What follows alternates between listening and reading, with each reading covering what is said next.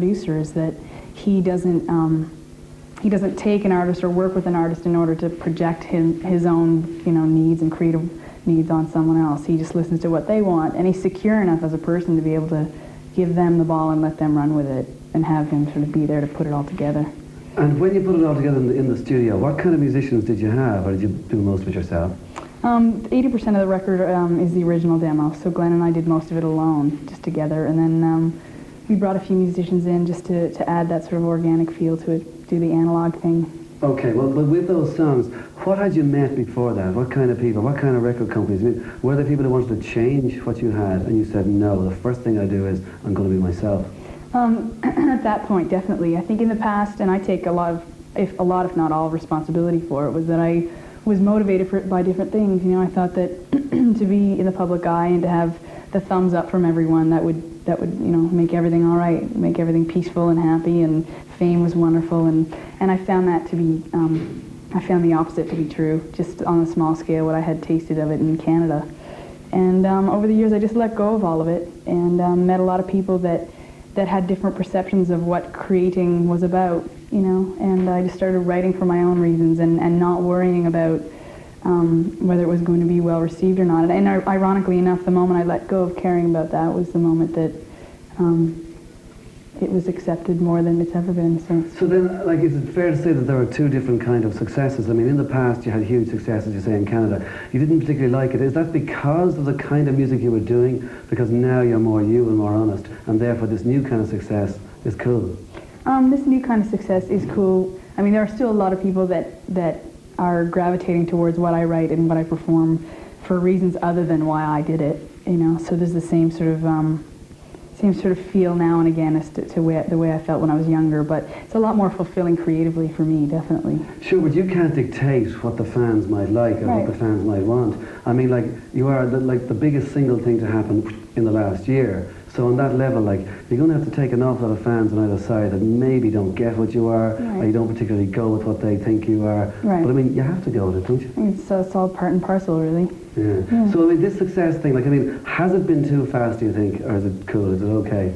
No, it hasn't. I mean, I don't even really think about that, really, just because I've been doing it since I was 9. Yeah. So it doesn't seem like an overnight thing for me, but it's gone relatively quickly. But as I said, I'm insulated enough for it not to affect me that much. Well, you've been doing it since you were 9. Do you, if I use the word child prodigy, is that fair? Is that correct?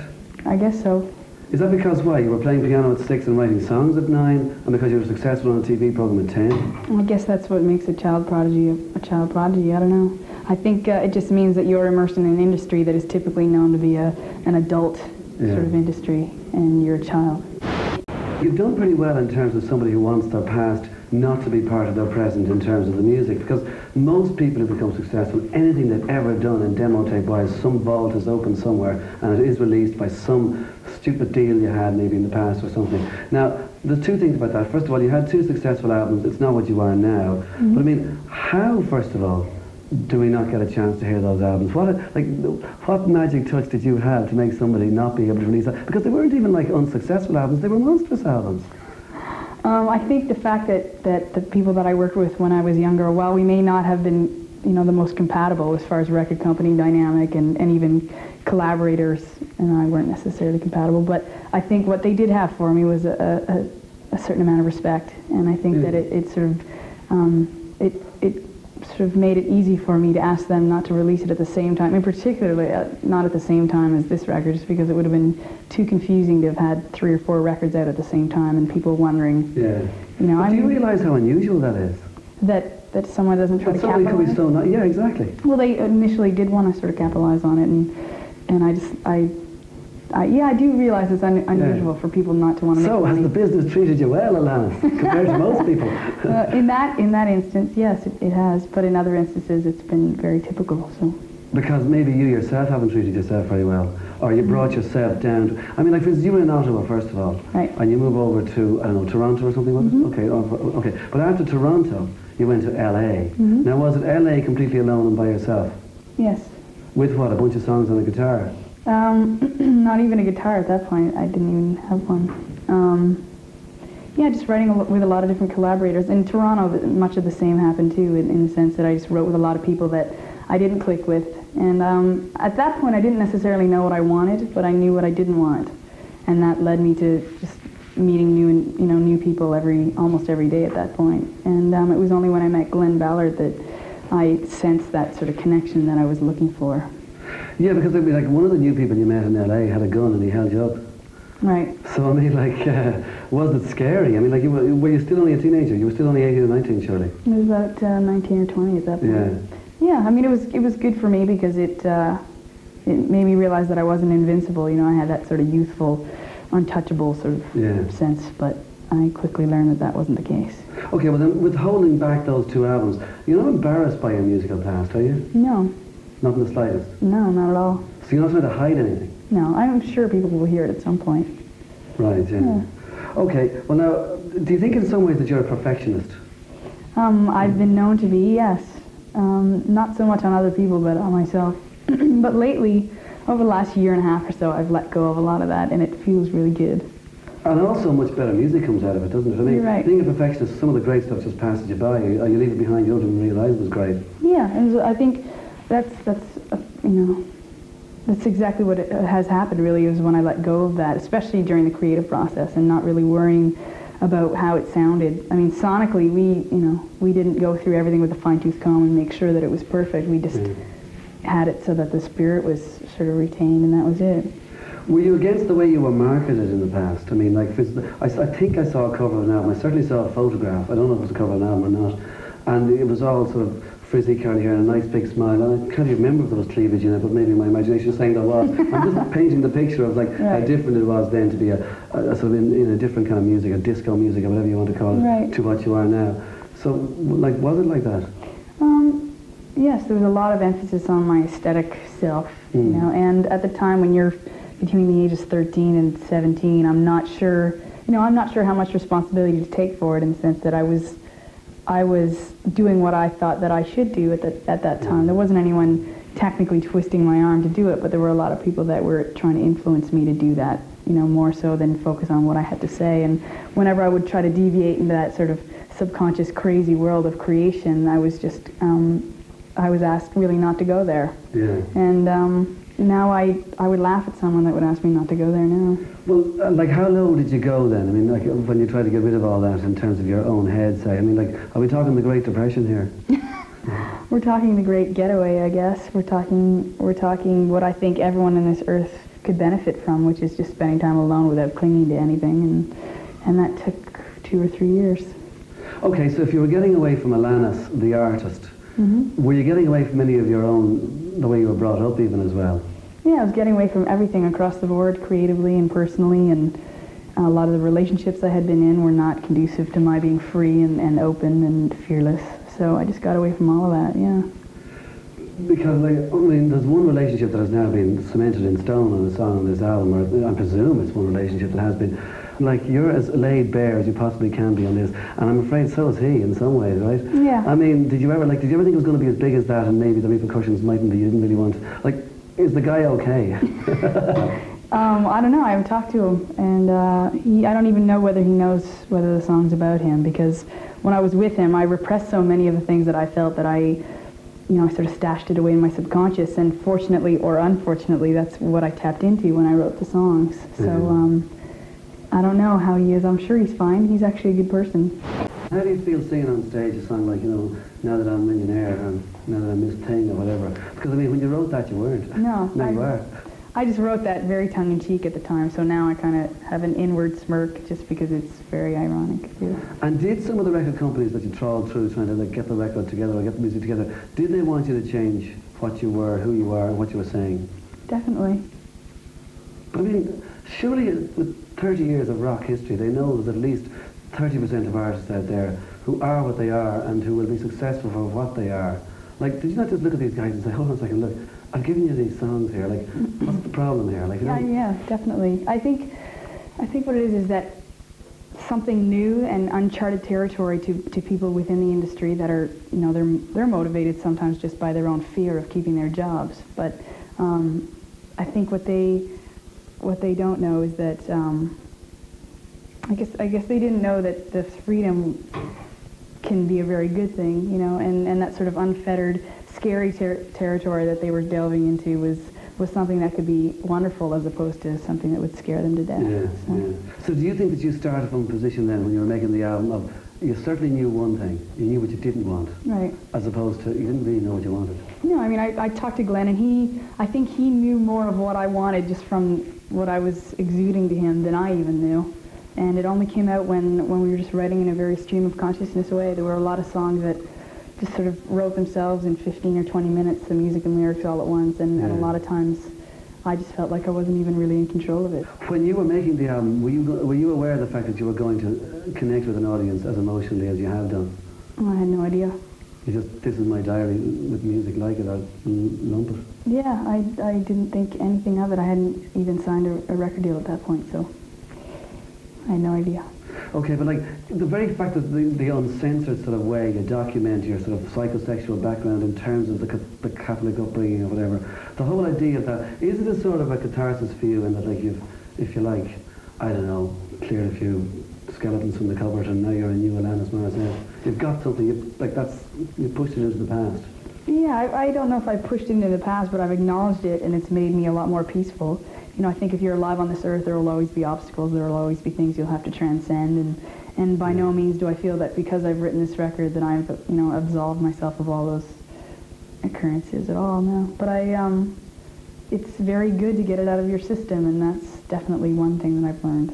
If it's the summer of '95 when we first heard Alanis Morissette breaking through with those couple of first singles like You Ought to Know or Hand in My Pocket or whatever, when people met you first, say September, October, November, were they sort of saying, well, wait a minute, this is about, like, can I say, like, I know it's been said before, you don't really look like your songs in one way. I know. A lot of people expect me to walk in very angry and very, you know, reactionary and throwing things around. But I think that's part of the reason why a lot of my music is so reactionary and overtly emotional is because I myself am not that way consciously. So because I write from such a subconscious place, that's where it all just sits. You know, a lot of times I think that the more communicative I could be, the less potent my songs would be. So I'm trying to find a happy medium.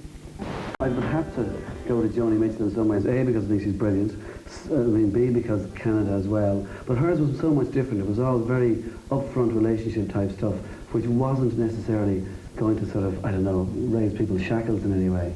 It raised my shackles, but in a whole different area, I guess. She's Did it mean something to you growing up?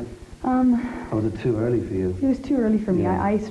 I've only recently discovered a lot of music that was, you know, that is considered legendary kind of music. And I don't know, there's a lot of music that was written in the 70s that was just very cerebral and very wonderful, and it excites me to know that you can do that forever, and it you know, and you can still feel the creative freedom and the safety. And the safety, I mean, by being able to put food on your plate. You can still write whatever you want and not starve, I think. And who have you got with you live? I mean, is it a band that, like, if you're touring next year, it could be a completely different band? No, I think if things keep going at the way that they're going now, I'll probably be with these guys for a long time. In terms of being on the road, they've had to do it too. In their own way. You know, Yeah. I mean, like, for instance, no matter what gig you're going to play now, it's sold out, and there's millions of people trying to get tickets, and there's lots of people going Alanis, but they're part of this now, aren't they? So, I mean, does that bond you together more, do you think? Is that one of the reasons why you might say, yeah, thumbs up for the future? Some of it may have to do with how close we've gotten on the road over the last year or so. And a lot of it has to do with just their musicianship. Deep down, we're all musos. You know, we all practice like crazy, and we're all obsessed with it. So we have that in common, and we all have our youth and our passion in common. And there's a million things we have in common. And I didn't really know that getting into it. I just sort of trusted my intuition when I was auditioning them. But they're really good people, good spirits. Well, you obviously like the writing when it works out. I presume you like the studio. I presume you like the stage. Is the video thing a necessary evil? I love doing video. Video perhaps is one of my favorite parts. I consider myself an editor. I love editing. And I love getting the best pieces of all the footage together at the end. And it's just, I think it's a creative outlet for artists that is one of the only things that we do that isn't judged by people. You know, people see a video and they may or may not like it, but no one really speaks about it. You know, whereas an artist will come out with a record and everyone just wants to jump on it and pick it apart and rip it apart. But videos, people just sort of accept it for what it is, and there's a charm to that. Have you found the industry itself a sexist industry? Or is it probably no more than any other walk of life? It's very sexist, the industry. You know, the charm about being a female artist is that is, in the creative area, there is no sexism. You know, especially, you know, 1996 and 1995 have been almost the opposite. I know a lot of male artists that I feel haven't been given as much opportunity because of the fact that this is the supposed year of the woman, you know. So the opposite is true on that area. But the industry, within the industry, there's a lot of sexism. And I've talked to a lot of, in Los Angeles, I mean, there's a lot of people that I talk to just within the entertainment industry in and of itself is pretty sexist still. Yeah, because like you opened for Mr. Ice Ice Baby himself, Vanilla Ice once. I mean, like he was the biggest thing for about 3 minutes once there, right. about 6 or 7 years and ago. I supported him for 3 minutes. And like, was it good? Because I mean, I must say, I did read some interviews with that guy. He sounded like a total... He's a freak. Not my kind of person at all. No, he wasn't my kind of person either. And was it just that you weren't on tour, were you? It was just one or two things. Oh, it was a tour? No, it was one show. Oh, it was one show? Yeah. And it wasn't for you, no? No, it wasn't. When you decided to go and leave the parents, either to go over to a different city in Canada or to go to LA, what was it that drove you? And I don't mean a car. I mean, what was it that actually drove you? Was it parental approval in any way, or was it to find yourself man or whatever? You mean when I was 9 and 10? No, I mean when you were 19 and 20. Oh. I mean, I presume 9 and 10 was parental approval, was it? Oh yeah, it was parental approval. It was just wanting to do what I felt was a good thing that would make me be seen as someone that was, you know, special. And then when I was older, I think it was just to get away from the pain that you get from wanting to be special in everyone else's eyes. You know, I was just sick of being sick and tired of things. I was sick of being stressed out all the time and in pain all the time. And I think that the more self-aware I became, the more peaceful I became, and it became like a drug for me. Like, there's other stuff with I mean, like, you've said before that you played in a bar band or something, did you? Mm-hmm. When was that? What period was that? I was 15 and 16, and I was going to school. That was it before the 2 albums, was it? During it. Oh, during the 2 albums? Yeah. Oh, and was it just sort of the typical bar band, and, you know, playing at 4 in the afternoon, 8 at night, and 11 at night? We played Thursday, Friday, Saturday from 9 p.m. till 1 a.m. And just to get there was sort of a harder-edged, rockier part of me that I felt deprived of. Yeah, I was just going to say, I mean, like, if you're going to have successful albums, and if it was during that time, surely there was a record company or somebody trying to push you to do those kind of shows. It doesn't sound like, I mean, even though I haven't heard those 2 albums, it doesn't sound like they're bar band albums, because bar band to me is, you know, blues or rock and roll or whatever. Right. Well, they were, I love pop, you know, so I mean the records and the shows that I was doing at that time to support the records were definitely a part of me. Just lyrically it was safer, you know, I wasn't vulnerable. I don't think I was prepared to share that part of my emotional self. I would do it in conversations with people, but never dared to do it, through the record. And then there was just, musically, there was another part of me that was just a lot harder with the guitar that I couldn't do because the records didn't have that on it. So I wanted to get that out of my system and also just play with a band. Okay, well listen, Alanis, thanks very much for talking to us, and enjoy the gig tonight, and enjoy the rest of your success. If you don't, you're a fool. Thank you.